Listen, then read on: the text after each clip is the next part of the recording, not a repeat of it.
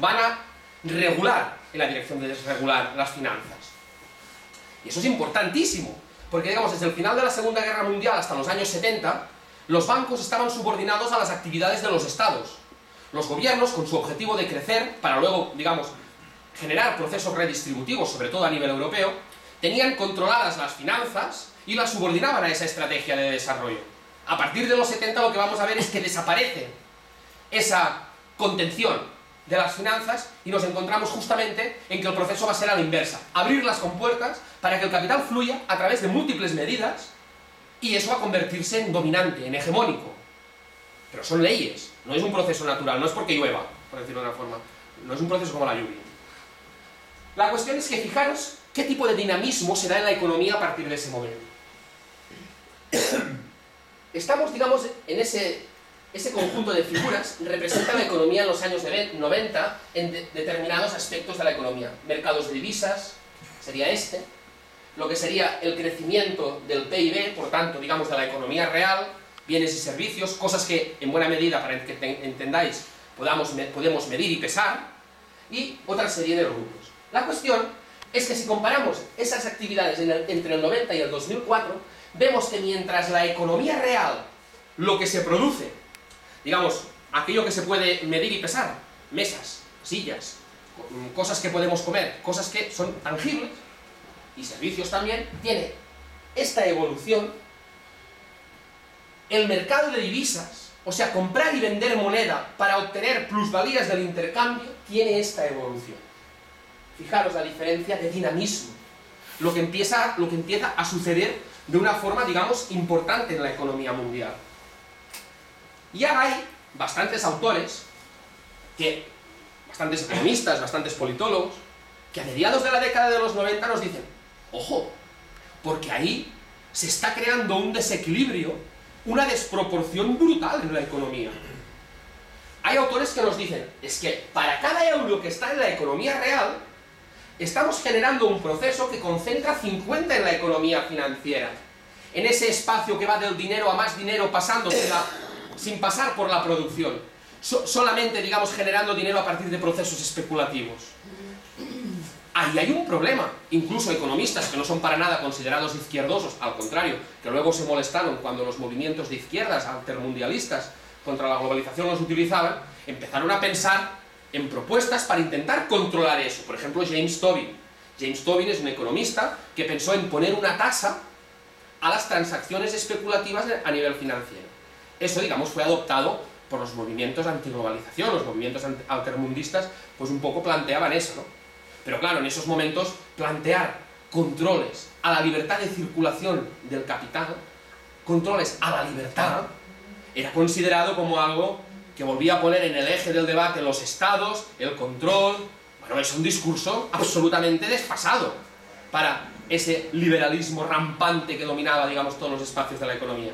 Entonces, digamos, ahí no había nadie que se atreviera a poner el cascabel al gato. Al contrario, quien planteaba ese tipo de medidas era, digamos, directamente, digamos, ridiculizado y catalogado como un antisistema, prácticamente. Pero, digamos, esa es la realidad que se va construyendo. La idea es que, claro, una burbuja tan terrible en el espacio financiero, en ese mundo, tiene repercusiones sobre la economía real. Se filtra el dinero, se filtra ese capital hacia la economía real. Y, por ejemplo, ¿qué empezamos a ver? Pues empezamos a ver cómo los sectores financieros empiezan a dominar y empiezan, digamos, a ser preponderantes en la mayoría de los sectores productivos a nivel global. Aquellos sectores productivos en los que el sector financiero piensa que puede obtener grandes beneficios.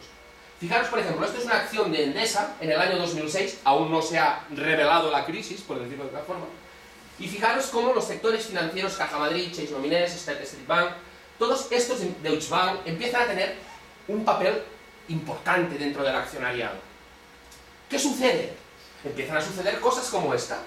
Estamos en 2006, septiembre, precio de la acción de Endesa cotiza en el mercado a 18,58 euros.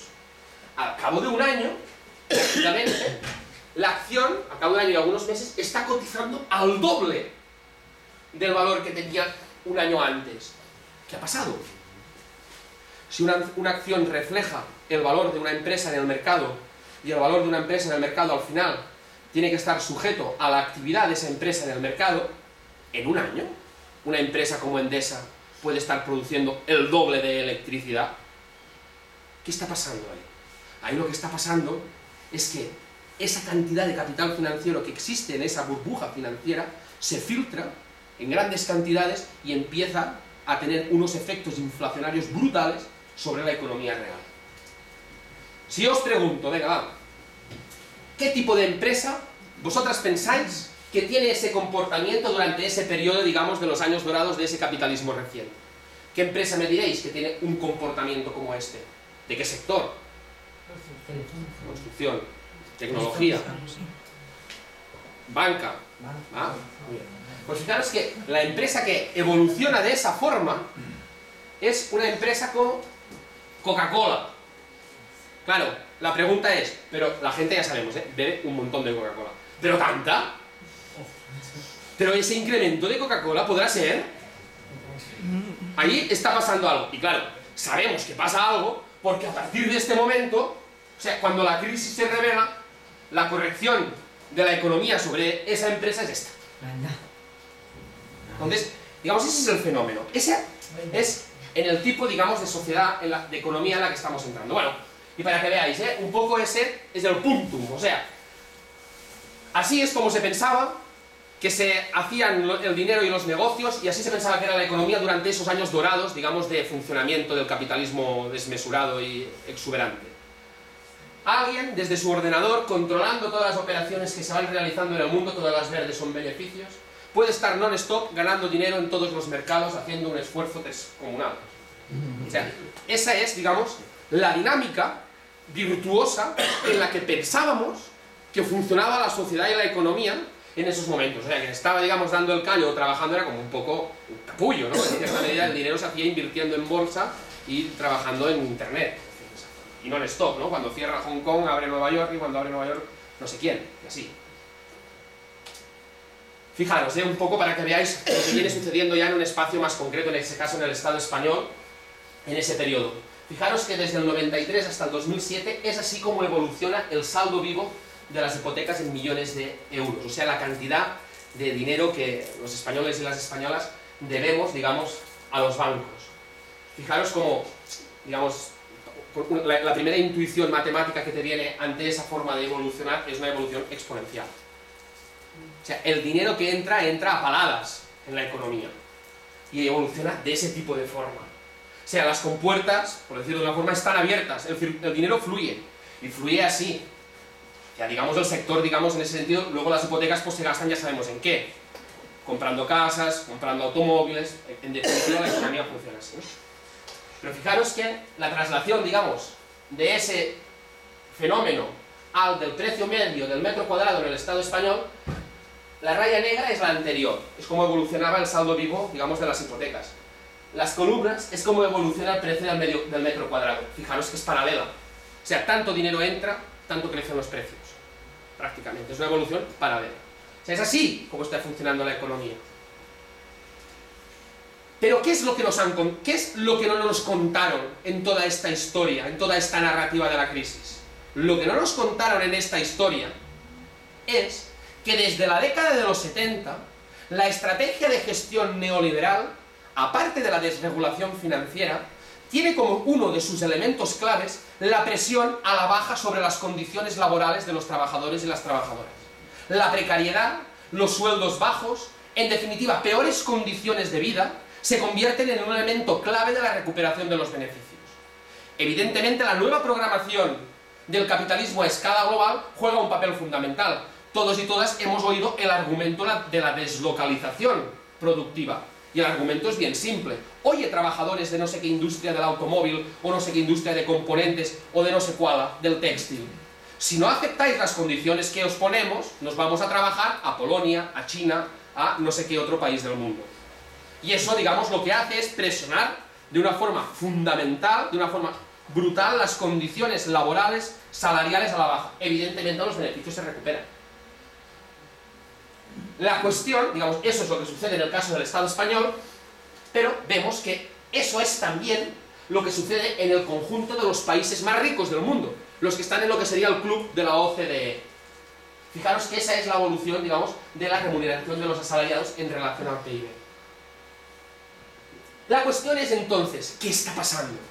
Lo que está pasando es que un capitalismo que produce, que tiene unos niveles de productividad brutales y que produce en cantidad, toda esa producción tiene que ser absorbida por una masa de trabajadores y trabajadoras, sobre todo la concentrada en los países de los países ricos, que es la que puede comprar, la que tiene capacidad, digamos, de demanda, que ve como sus sueldos, como sus condiciones de vida se reducen de una manera drástica. Entonces, ¿cómo se equilibra esa ecuación? ¿Cómo se equilibra una ecuación donde la producción se incrementa mientras los sueldos bajan? ¿Cómo se consigue absorber toda esa producción que se genera? Vía crédito. El capitalismo soluciona sus males, soluciona, digamos, su gap, su problema, apelando al crédito. El crédito se convierte en la variable que cuadra esa ecuación, digamos, en el sentido paradójico. Y nos encontramos, digamos, que ese es el funcionamiento. Pero claro, a nosotros nos han explicado que la crisis pues era porque no habíamos sabido controlar el riesgo que determinadas operaciones proponían, digamos, a lo que era la gobernabilidad de las finanzas. Esa ha sido una explicación. La otra, la avaricia de los banqueros está detrás, digamos, de la crisis. Bueno, yo padecí, digamos, 5 años en las facultades de economía de la Universidad Autónoma, y una de las cosas que nos explicaban en esos 5 años era que el egoísmo es el motor de la sociedad. Aquello de la fábula de las abejas de Mandeville, un poco que Adam Smith, digamos, utiliza a través de la metáfora de la mano invisible, ¿no? Aquello de la avaricia del carnicero, intentando hacer una carne mejor, intentando ganar él más dinero, hará una carne mejor, más barata que su carnicero competidor. Si eso que hace el carnicero lo hace el panadero, lo hace el albañil y lo hacen todos, la mano invisible, digamos, hará que el beneficio colectivo, ¿no?, se incremente. Porque al final la sociedad es la suma agregada de los comportamientos individuales. Bueno, pues de golpe y porrazo parece ser que lo que era el motor de la sociedad se convierte en algo pernicioso. La avaricia de los banqueros nos provoca la crisis. ¿Pero qué no provocaba el dinamismo eso? ¿Que no era lo que pasaba? O sea, ¿y lo que nos explicasteis no era verdad o qué? Bueno, es un tema, ¿no? Y nadie nos contó lo del crédito. Lo del crédito, en ese sentido lo del crédito sí, pero la de reducción de los sueldos, digamos. Esa presión a la baja que estaba detrás de toda esa expansión brutal del crédito. Al final, la crisis no es una crisis financiera. Las finanzas es donde se nos revela la crisis, es donde nosotros la visualizamos. Pero existe una serie de desajustes estructurales en el funcionamiento del modelo que son los que llevan a esa situación. Tarde o temprano eso iba a suceder, porque lo que no podía ser era niveles de endeudamiento tan brutales como estaban padeciendo, digamos, las familias de la mayoría, digamos, de los estados, pero en ese caso en algunos más, como por ejemplo en el Estado español, Estados Unidos, etc. Y esa es una cuestión, digamos, en el sentido clave. Es, en buena medida, las condiciones sobre la posibilidad, digamos, de vida de la mayoría de los trabajadores y trabajadoras del espacio, en ese sentido, desarrollado, porque el resto del mundo, pues, las personas que tenían bastante faena con conseguir comer, por decirlo de una forma, las que van a estar detrás de lo que va a ser el estallido, digamos, de la crisis. Y bueno, entonces ahí ya sabéis, un poco la historia de la crisis, pues un poco, digamos, ya es bastante conocida, ¿no? Digamos que a nosotros se nos revela, nosotros visualizamos la crisis, cuando a partir de un momento, en ese sentido, agosto del 2007, empieza a ser evidente que determinados fondos financieros no van a poder, digamos, hacer frente a las necesidades que tienen planteadas. Y sobre todo se da porque alguien, digamos, en ese sentido, en los Estados Unidos han dejado de pagar las hipotecas que ya todos sabían que no pagarían. Las hipotecas basura. Aquellas que se conocieron en su momento como las subprime. Pero la pregunta es, pero bueno, si el problema hubiera estado en la subprime, no sé cuántos millones de personas tenían subprimes de estas. Pues la Reserva Federal o el Tesoro o quien sea, pues pone el dinero sobre la mesa, paga la subprime de turno y se acabó la crisis, ¿no? Si el problema era la subprime, pues se paga la subprime y se acabó la crisis. Pero ¿por qué pagando la subprime no se acaba la crisis? Ahí ha pasado algo más. Se ha pasado más en esa dinámica de crecimiento desproporcionado de la burbuja que está detrás del razonamiento de pagando la subprime no atajamos la crisis.